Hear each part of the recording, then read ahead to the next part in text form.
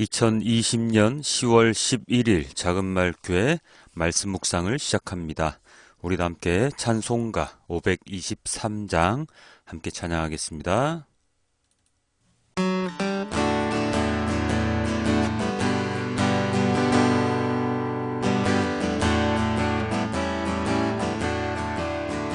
어두운 죄악길에서 목자 없는 양같이 모든 사람 길 찾아 헤맨다. 자비하신 하나님 독생자를 보내사 너를 지금 부르니 나오라. 이때라 주의 긍휼 받을 때가 이때라. 지금 주께 나와 겸손하게 아뢰라. 구원함을 얻으리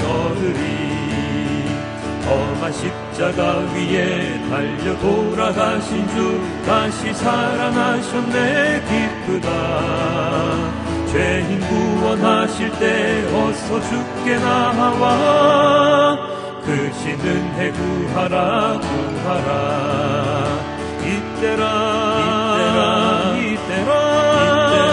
주의 긍휼 받을 때가 이때라.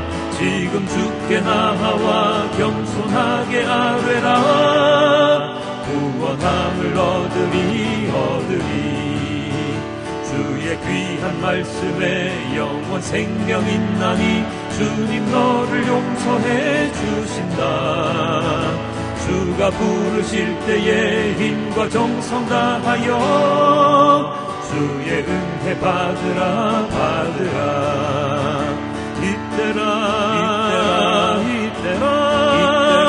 주의 긍휼 받을 때가 이때라.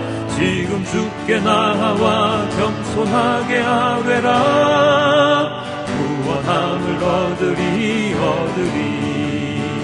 세월 빨리 흐르고 세상 친구 가는데 너의 영혼 오늘 밤 떠나도 주의 구원 받으면 천국에서 영원히 주와 함께 살리라. 이때라 주의 긍휼 받을 때가 이때라. 지금 주께 나와 겸손하게 아뢰라. 구원함을 얻으리 이때라 주의 긍휼 받을 때가 이때라. 지금 주께 나와 겸손하게 아뢰라. 구원함을 얻으리 지금도 늦지 않았다고, 지금이라도 나오라고, 이때라고 주님께서 우리에게 말씀해 주십니다. 언제나 길 잃은 양처럼 목자를 헤매이며 그렇게 살아가는 우리들입니다. 언제나 이 세상을 바라보며 살아가기에 주님의 말씀에 귀 기울일 수 없는, 하나님의 마음으로 눈으로 세상을 볼 수 없는 연약하고 가련한 우리들입니다. 그러나 매일 같은 이 말씀 묵상 시간을 통하여 주님을 또다시 생각하게 하시고 주님의 말씀을 묵상하게 하시고 이 세상에서 주님의 말씀에 따라 순종하며 살아갈 수 있도록 하시고, 그리고 주님의 말씀을 전할 수 있도록 인도하여 주신 주님이 계시기 때문에 우리는 언제나 올바른 삶을 살아갈 수 있을 것입니다. 주님 붙들어 주시고 인도하여 주시고 피난처 되어 주시고 영원히 주님과 함께 살아갈 수 있는 영생을 저희에게 주시옵소서. 이 모든 말씀 우리 주 예수 그리스도의 이름으로 기도드렸습니다. 아멘. 우리 함께 사도신경으로 우리의 신앙을 고백합니다. 나는 전능하신 아버지 하나님 천지의 창조주를 믿습니다. 나는 그의 유일하신 아들 우리 주 예수 그리스도를 믿습니다. 그는 성령으로 잉태되어 동정녀 마리아에게서 나시고 본디오 빌라도에게 고난을 받아 십자가에 못 박혀 죽으시고 장사된 지 사흘 만에 죽은 자 가운데서 다시 살아나셨으며 하늘에 오르시어 전능하신 아버지 하나님 우편에 앉아 계시다가 거기로부터 살아있는 자와 죽은 자를 심판하러 오십니다. 나는 성령을 믿으며 거룩한 공교회와 성도의 교제와 죄를 용서받는 것과 몸의 부활과 영생을 믿습니다. 아멘. 오늘의 말씀은 요한복음 4장 1절에서 15절까지의 말씀입니다. 요한보다 예수께서 더 많은 사람을 제자로 삼고 세례를 주신다는 소문이 바리새파 사람들의 귀에 들어간 것을 예수께서 아셨다. 사실은 예수께서 직접 세례를 주신 것이 아니라 그 제자들이 준 것이다. 예수께서는 유대를 떠나 다시 갈릴리로 가셨다. 그렇게 하려면 사마리아를 거쳐서 가실 수밖에 없었다. 예수께서 사마리아에 있는 수가라는 마을에 이르셨다. 이 마을은 야곱이 아들 요셉에게 준 땅에서 가까운 곳이며 야곱의 우물이 거기 있었다. 예수께서 길을 가시다가 피로하셔서 우물가에 앉으셨다. 때는 오정쯤이었다. 한 사마리아 여자가 물을 기르러 나왔다. 예수께서 그 여자에게 마실 물을 좀 달라고 말씀하셨다. 제자들은 먹을 것을 사러 동네에 들어가서 그 자리에 없었다. 사마리아 여자가 예수께 말하였다. 선생님은 유대 사람인데 어떻게 사마리아 여자인 나에게 물을 달라고 하십니까? 유대 사람은 사마리아 사람과 상종하지 않기 때문이다. 예수께서 그 여자에게 대답하셨다. 내가 하나님의 선물을 알고 또 너에게 물을 달라는 사람이 누구인지를 알았더라면 도리어 내가 그에게 청하였을 것이고 그는 너에게 생수를 주었을 것이다. 여자가 말하였다. 선생님에게는 두레박도 없고 이 우물은 깊은데 선생님은 어디에서 생수를 구하신다는 말입니까? 선생님이 우리 조상 야곱보다 더 위대하신 분이라는 말입니까? 그는 우리에게 이 우물을 주었고 그와 그 자녀들과 그 가축까지 다 이 우물의 물을 마셨습니다. 예수께서 말씀하셨다. 이 물을 마시는 사람은 다시 목마를 것이다. 그러나 내가 주는 물을 마시는 사람은 영원히 목마르지 아니할 것이다. 내가 주는 물은 그 사람 속에서 영생에 이르게 하는 샘물이 될 것이다. 그 여자가 말하였다. 선생님, 그 물을 나에게 주셔서 내가 목마르지도 않고 또 물을 기르러 여기까지 나오지도 않게 해주십시오. 아멘. 자, 오늘은 사마리아 여인과 이야기하시는 예수님의 모습이 그려져 있습니다. 사람들에게 많이 알려진 본문이기도 하고요. 찬양으로도 유명하죠. 우물가의 여인처럼 난 물었네 하면서 시작하는 찬양은 그리스도인이라면 대부분 알고 있는 찬양일 것입니다. 그 유명한 본문, 오늘과 내일 살펴보게 될 것인데요. 자, 오늘 본문의 가장 핵심은 누가 뭐라고 해도 예수님과 사마리아 여인의 대화 속에서 나오는 생수에 대한 이야기일 것입니다. 유대에서 갈릴리로 가는 길목에 있는 사마리아 땅 수가라는 도시의 한 우물에서 예수님께서 지친 몸을 잠시 쉬시고 계십니다. 그때 낮 12시 햇볕이 내리쬐는 그 시각, 아무도 그 우물을 찾지 않을 그 시각에 사마리아 여인이 물을 기르러 옵니다. 아무도 없을 것이라고 여겼던 그 여인은 내일 본문에 등장하겠지만 남편을 5이나 거친 사람들에게 부정하다고 여겨졌던 인물이었는데요. 그녀에게 예수님께서 물을 달라고 하시죠. 사마리아 여인은 깜짝 놀랍니다. 왜냐하면 당시 유대인들은 사마리아인들을 혼혈인, 즉 순수 혈통이 아니라는 이유로 상대조차 하지 않았던 시절이었고, 더더군다나 남자와 여자가 이렇게 넓은 장소, 탁 트인 곳에서 대화를 나눈다는 것은 있을 수가 없는 일이었기 때문입니다. 만약 남자와 여자가 대화를 나누는 이런 일이 소문이 나면 발각이라도 되면 들키기라도 하면 그 여자는 물론이거니와 남자까지도 정죄를 당할 수 있는 일이었기에 사마리아 여인은 놀랄 수밖에 없었습니다. 그래서 놀란 눈으로 왜 제게? 라는 말을 하였고 예수님께서는 네가 나를 알았더라면 나에게 물을 달라고 했을 텐데 그러면 내가 주었을 테고 내가 준 그 물은 여기 먹어도 또다시 다 갈증이 나는 물 같은 것이 아닌 영원히 목마르지 않은 영생에 이르는 샘물과도 같은 것이다 라고 말씀하시죠. 그렇게 말씀하셨더니 그 여인이 이렇게 얘기하죠. 15절입니다.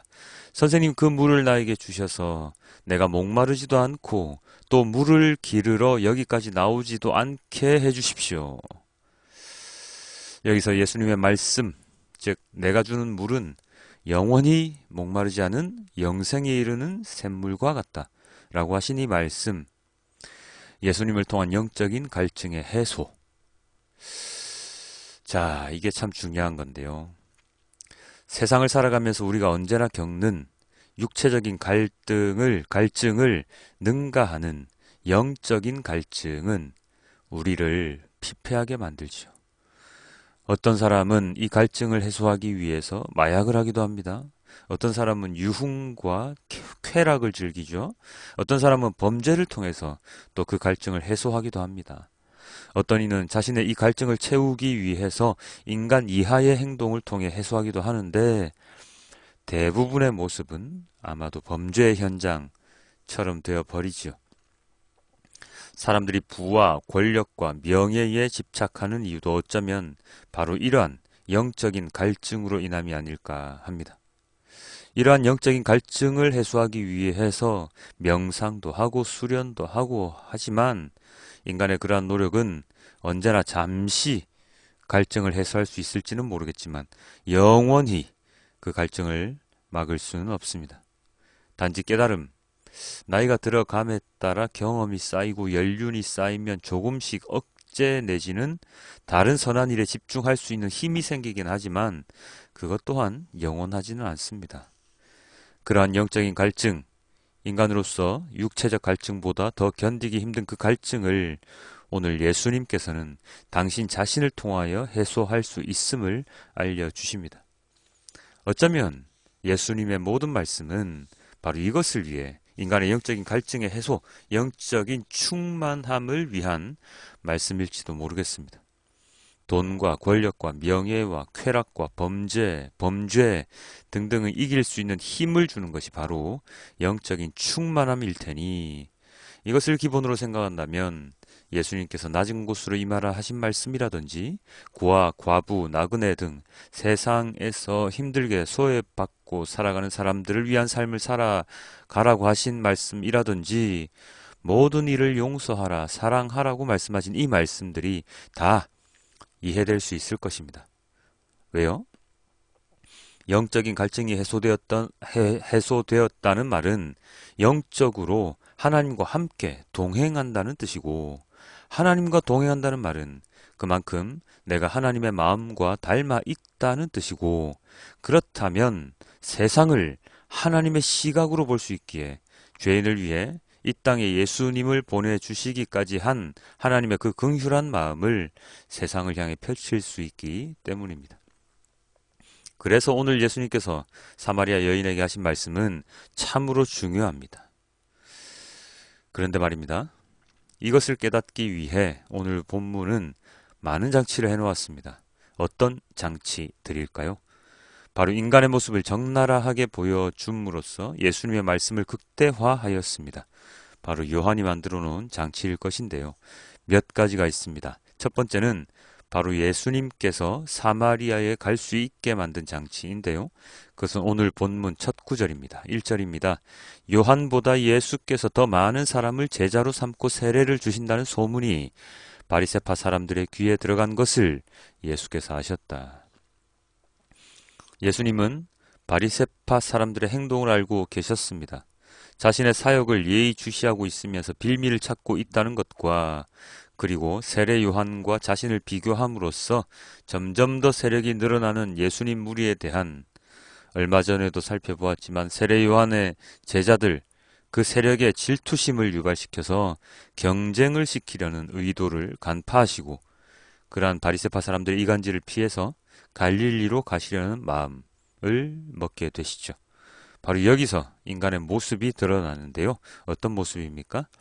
자신의 이익을 위해서는 사실을 왜곡시켜서 사건의 본질을 호도하는 것입니다. 세례 요한의 출현으로도 그들 바리새파 사람들 비롯한 종교 지도자들은 위압감, 위협을 느꼈을 것입니다. 세례 요한이 얼마나 강성이었는지 다들 아시잖아요. 야, 이 독사의 자식들아 하면서 그에게 나오는 종교 지도자들에게 일갈했던 자였으니 그들에게 얼마나 눈에 가시였겠습니까? 그랬는데 이제는 세례 요한보다 더 많은 무리를 모으는 예수라는 자가 나타났으니 그들은 이 두 집단에 대해서 언제나 예의주시하고 있었을 것이고 이 두 집단을 통해서 자신의 세력이 약화되는 그러한 세력을 강화시키려는 계략을 꾸미고 있었을 것입니다. 그러나 예수님이 누구십니까? 그런 계략쯤이야 한 번에 간파하시는 분이시죠. 그래서 예수님은 인간의 그 본성, 자신의 또는 자기 조직의 이익을 위해 행하는 그들의 행동을 피해 다른 곳으로 가십니다. 이러한 인간의 모습은 이 시대뿐만 아니라 현재도 나타납니다. 가장 극명하게 드러나는 곳이 바로 종교 집단일 것이고 그 다음이 정치 집단일 것입니다. 물론 경제 집단도 무시할 수 없죠. 지역 이기주의 마찬가지입니다. 요즘 세상을 보면 참으로 악하다는 생각밖에 할 수 없습니다. 코로나 때문에 안 그래도 힘든 상황인데 각계각층의 이해 충돌, 특히나 거짓 뉴스나 왜곡된 사실을 통해서 서로를 이간질하고 물어뜯는 모습을 보고 있노라면 인간이 이렇게까지 악해질 수 있나, 추악해질 수 있나 하는 것을 깨닫게 됩니다. 어쩌면 예수님을 십자가에 못 박은 사건은 큰 사건에 들어가지도 않을 것 같다는 생각이 들 정도로 요즘 세상의 뉴스들은 자신들의 이익만을 위해 싸우는 동물보다 못한 세계가 아닐까 하는 생각이 머릿속을 복잡하게 만들고 있습니다. 이러한 종교 지도자들의 모습이 첫 번째 장치이고요. 두 번째는 다음 구절입니다. 9절입니다. 사마리아 여자가 예수께 말하였다. 선생님은 유대 사람인데 어떻게 사마리아 여자인 나에게 물을 달라고 하십니까? 유대 사람은 사마리아 사람과 상종하지 않기 때문이다. 어떤 말이죠? 아까 제가 말씀드렸던 사마리아인을 상종하지 않는 유대인들의 모습입니다. 유대인들이 사마리아인들을 멸시하는 이유가 무엇입니까? 바로 북이스라엘이 멸망할 당시 취해졌던 정책, 즉 유대인과 이방인과의 혼합 정책에 기인한 것인데요. 아수르의 이 정책으로 인해서 북이스라엘인들은 혼혈이 되어 버렸지요. 그래서 선민의식이 가득한 유대인들 사이에서 피가 섞인 사마리아인들을 혼혈이라고 놀리는 상종조차 하지 않는 상황이 되어 버린 것입니다. 그런데 이런 모습은 유대인들에게만 있었던 것은 아니죠. 우리들에게도 있었습니다. 제가 어릴 때, 지금도 거의 비슷한 것 같기는 합니다만, 우리와 다른 모습을 하고 있는 사람을 보면, 특히나, 아예 아예 외국인이라면 모르겠는데, 이도 저도 아닌 외국인과 한국인 사이에 태어난 혼혈 아이들의 모습을 보면서 그 아이들을 놀리고 함께 놀지도 않고 했던 그러한 기억이 있습니다. 나와 다름을 인정하지 못하고 나와 다르기 때문에 배척해버렸던 그런 어처구니 없는 행동들을 우리는 아무런 죄의식 없이 행했습니다. 이러한 모습은 오늘날도 나타나지요. 나와 무엇인가가 다르면 그 다름을 극대화시켜서 차별하고 멀리하고 멸시합니다. 특히나 기독교인들의 모습 속에서 그런 행동이 더 많이 나타나는데요. 그것은 모든 민족들에게 구원의 복음을 전하셨던 예수님과 하나님의 사랑에 반하는 행동들입니다. 더 사랑으로 포용하고 더 이해해 주어야 할 그리스도인들이 말씀이라는 기준을 딱 무엇으로 만듭니까? 무기로 만듭니다.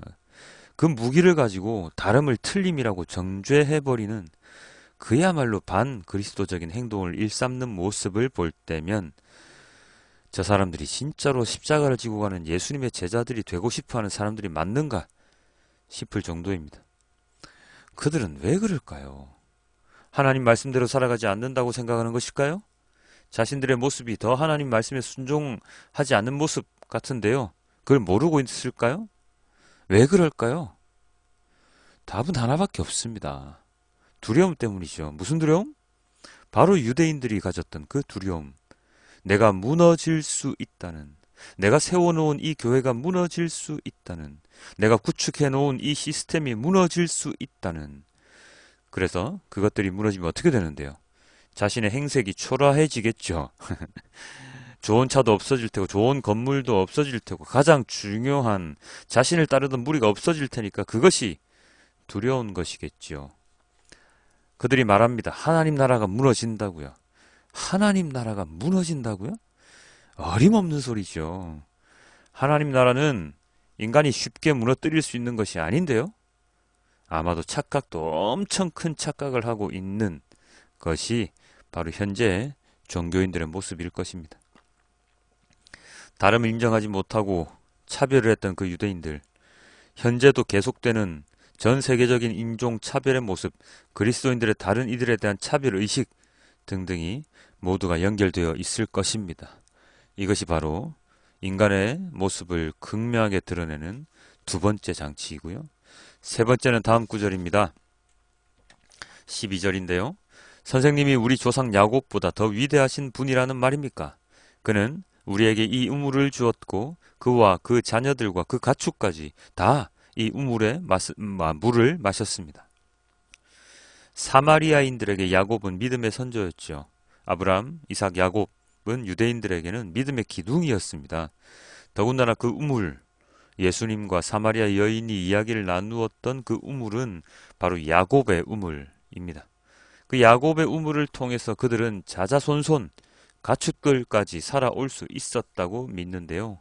그들이 믿는 이 인간 야곱, 그들에게 목을 축일 수 있는 물을 주었던 그 선조, 그 믿음의 한계를 뛰어넘지 못하고 있는 인간의 모습을 우리는 오늘 본문에서 깨닫고 있습니다. 마지막에 다 이 우물의 물을 마셨습니다. 되어 있지 않습니까? 하나님이 주시는 생수를 마시지 못하고 마시지 아니하고 인간이 파놓은 이 우물을 통해서 자신들이 이때까지 살아왔다는 것을 강변하는, 참으로 어찌 보면 맞는 말이지만 어찌 보면 어리석은 말을 이 여인은 하고 있는 것이죠.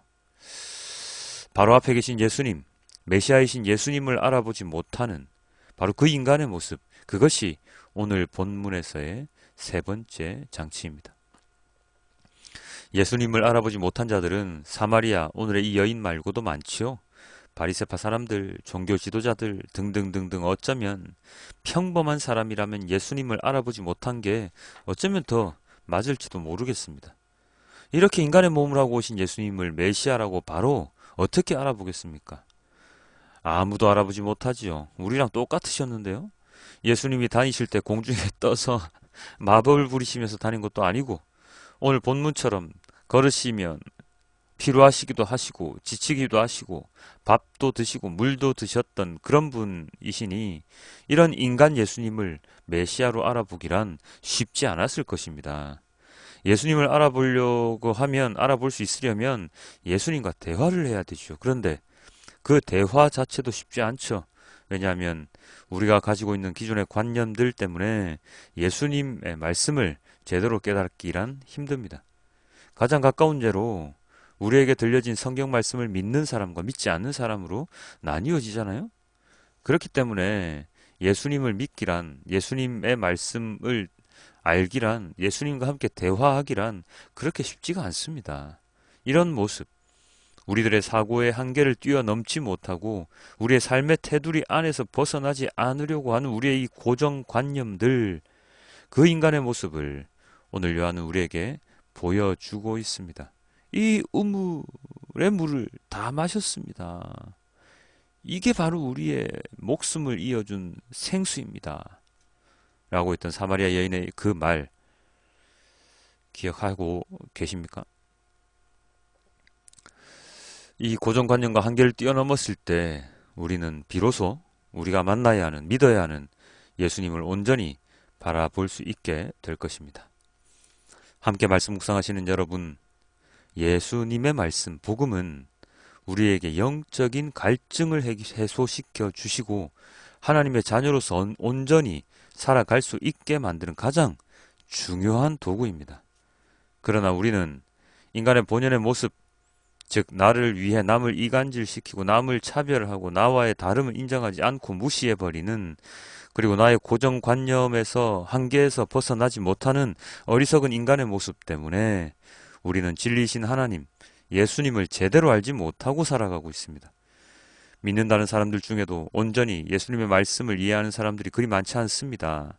다들 종교인화되어서 타 종교 사람들의 의식 수준과 별반 다르지 않는, 아니 그들보다 더 저급한 수준의 신앙을 가지고 하나님의 이름을 망령되게 만드는 오늘날의 많은 종교인들의 모습을 통해서 하나님은 어쩌면 우리들에게 더 큰 경종을 울리고 계신지도 모릅니다.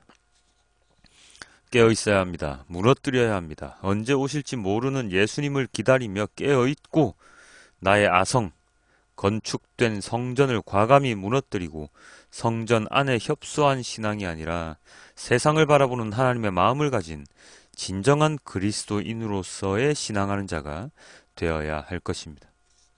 오늘 하루도 이 사마리아 여인과 예수님의 이 말씀을 기억하며 우리에게 정말로 필요한 것이 무엇인지를 깨닫는 우리가 되기를 소망합니다.